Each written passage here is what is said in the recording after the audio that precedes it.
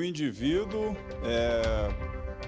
negro, né? Digamos assim, indivíduo negro em um ônibus, ele embarcou em Goiânia, fez uma escala aqui no Distrito Federal, aqui na região de Sobradinho, e de acordo com as informações de passageiros e até mesmo da vítima, esse indivíduo estava completamente transtornado, alterado e proferiu ofensas racistas aí contra uma mulher negra que estava sentada, na verdade ela estava ao lado dele, né? Ele proferiu essas ofensas contra essa mulher, né? Afirmando que não gosta de preta, chamando ela enfim, várias palavras que não valem a pena serem repetidas aqui, tá, Nicole? Mas fato é que ele disse que ele era branco e que não se sentia bem ao sentar ao lado de uma mulher negra dentro desse coletivo.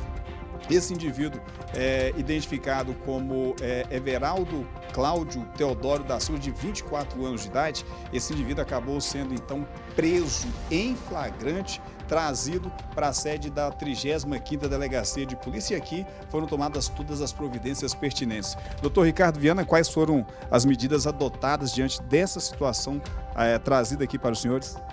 Pois é, Ayrton, nós recebemos na tarde de ontem essa situação. Os policiais militares foram chamados à rodoviária de Sobradinho, chegaram lá, tinha um ônibus da aviação Catedral que estava fazendo um transporte de passageiros para outro estado, vieram, pararam na rodoviária de Sobradinho. Quando chegaram lá, eles foram acionados porque havia uma pessoa insultando outra pessoa relacionada à etnia, né, à raça dela.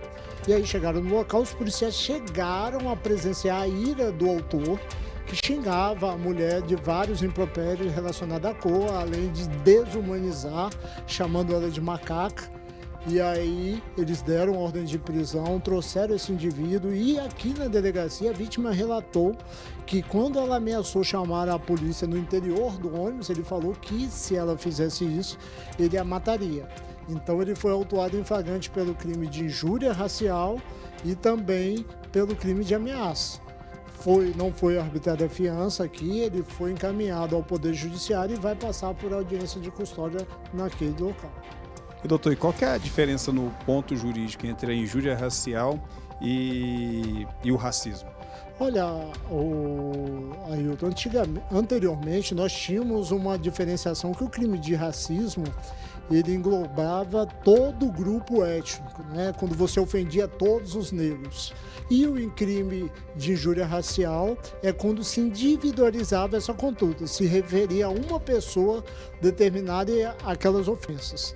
Só que, com um projeto de lei recente, o crime de injúria racial migrou para a lei de racismo. Inclusive está com uma sanção maior. Então essa diferenciação ficou quase equacionada, porque todos estão tipificados na mesma lei, a Lei KO 7.176. Agora, doutor, esse indivíduo trazido para cá, o senhor já sabe a vida pregressa desse cidadão? Olha, ele não tem passagem no Distrito Federal, trata-se de uma pessoa que é conhecida por vários seguidores na rede social, inclusive ele é um MC, tá? É bem conhecido e ele simplesmente é uma situação bem peculiar, como você relatou. Ele é uma pessoa negra, certo? Diríamos que ele é de cor parda, negro pardo, diferente de nós dois, negro pretos, e simplesmente uma situação peculiar que aconteceu dentro do ônibus que ninguém soube explicar. Ele tentou inferiorizar uma pessoa que é negra que nem ele, né? Uma coisa bem constrangedora, bem reflexiva para a gente fazer, principalmente nós estamos no mês da consciência negra, uma coisa hedionda que acontece no nosso dia a dia e principalmente nesse mês que a gente devia refletir sobre os nossos valores, principalmente as pessoas negras. Agora, como é que foi a expressão desse indivíduo quando chegou na delegacia e viu que tinha um delegado negão, um delegado pretão ratificando a prisão dele?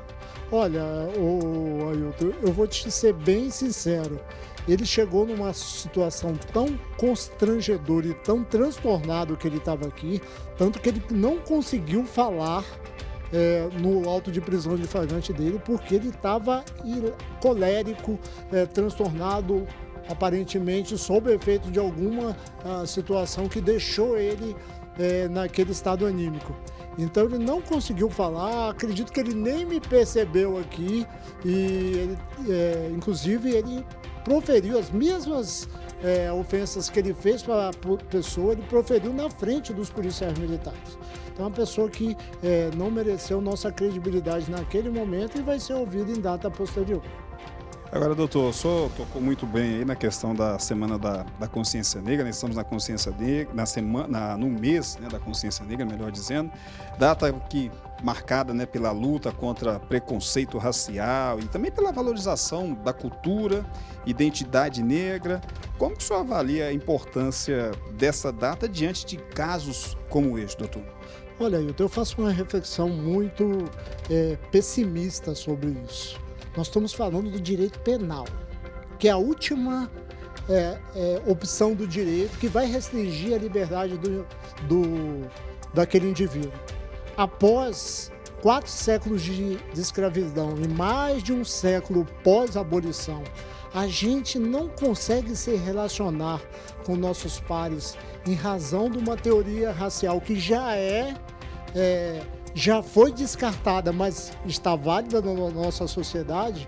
É uma coisa muito constrangedora, não para nós, mas para toda a humanidade, que a gente não consiga respeitar. E olha que se nós formos refletir, nós temos muito mais semelhanças do que diferenças, mas a gente, infelizmente, a nossa sociedade não consegue entender nesse sentido. Então é um momento muito reflexivo e muito triste da gente fazer, não só no mês da consciência negra, mas todo o nosso dia a dia, que a gente não está conseguindo andar de mãos dadas, né? A gente não consegue ver nossas semelhanças e ainda consegue comparar pessoas pela cor da pele, né? Quanto mais melatonina, no nosso caso, mais preconceito se tem. Olha que nós estamos falando de um preconceito de uma pessoa parda para com uma pessoa negra, sendo que todos nós estamos na mesma toada, temos todos um ascendente em comum, que vieram aqui, foram escravizados no Brasil. Era para a gente refletir de forma diferente.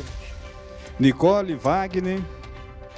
Excelente a reflexão do delegado Ricardo Viana. Muito obrigada, viu, doutor? Falou tudo, disse tudo e que a gente possa, vou até pedir para a minha produção salvar aí, que a gente possa reproduzir tantas e tantas e tantas vezes esse discurso quando acontecer esses casos de injúria racial, racismo que nós estamos mostrando aqui. Como ele disse, gente, o ano é 2025 e é inacreditável que ainda existam pessoas que ajam dessa forma, mas quando chegam esses casos pra gente, quando a gente pensa que já acabou e muita gente realmente acha, porque é mimimi, porque não existe mais. Existe, minha gente. Existe, está aí a prova e deve ser denunciado. Muito obrigada mesmo, doutor Viana. O Wagner Relâmpago quer falar com o senhor. Tem que existir sempre, em qualquer, sabe? Como o doutor Ricardo Viana falou, são mais de 500 anos. Nós já temos mais de 300 e tantos anos de escravidão, de covardia, de pessoas tiradas de seus países e trazidas para cá e sofreram pra caramba. Quando se consegue uma abolição, quando se consegue a realização da igualdade, me vem alguns idiotas, como esse cara, que ainda estão um idiota, e faz isso. Agora, doutor Ricardo, hoje em dia o crime de injúria racial e o crime de racismo estão basicamente com a mesma pena, né? Não tem mais uma diferenciação, né? Isso, o Wagner. Conforme eu falei anteriormente, com a alteração legislativa, o crime de injúria racial passou a compor a lei do racismo. Então está com a pena de 2 a 5 anos de reclusão. E isso coíbe qualquer forma de fiança aqui na delegacia, apesar de ser um crime inafiançável segundo a nossa Constituição, né? Então ele vai passar por audiência de custódia e o juiz vai avaliar qual o procedimento a adotar, até porque esse indivíduo é de outro estado da federação. Então a persecução penal vai ficar prejudicada se ele sair do Distrito Federal, mas isso é uma análise judicial. Vai ter medidas alternativas à prisão, como tornozeleira, alguma coisa nesse sentido, para ele cumprir. E é imprescritível, né, doutor? Sim, inafiançável e imprescritível. Agora, doutor, ainda aproveitando ainda dentro desse contexto aqui, a gente falando sobre essa situação, Qual que é a mensagem, doutor? Que mensagem o senhor deixaria para as pessoas que presenciam situação de racismo e injúria racial? Qual o dever, né, da pessoa? Como deve ser a postura correta diante de um crime dessa natureza? Que vários passageiros presenciaram isso. Como que essas pessoas devem agir? Olha, Ailton, o racismo ele é exteriorizado pela discriminação. Quando há verborragia, né? A pessoa fala o que ela está pensando através de preconceitos que ela adquiriu no decorrer da vida dela. E o que eu falo? Não basta entender o que é o racismo. O que você está falando, a pessoa tem que ser antirracista. Então, as pessoas que estavam lá, muitos ficaram muito constrangidos e depuseram como testemunha, apesar de estarem indo para outro estado, eles sentaram aqui, depuseram e viram o constrangimento que aquela pessoa passou naquele ambiente coletivo que ela estava sendo conduzida. Então, o importante nesse momento, que a gente tem que refletir, é que não basta entender o racismo como um crime, como uma situação repugnante, que, antes de tudo, o racismo é uma violência, você deve ter sofrido isso, eu tenho gabarito sobre isso. Então, assim, é uma violência que ele deve ser combatido com ações afirmativas e com ações também no sentido de combater o racismo, então ser antirracista. Essa é a mensagem que eu sei. A sociedade tem que se mobilizar nesse sentido, tem que reprovar, tem que conversar sobre isso, tem que se letrar racialmente para que essas coisas não mais aconteçam. É isso.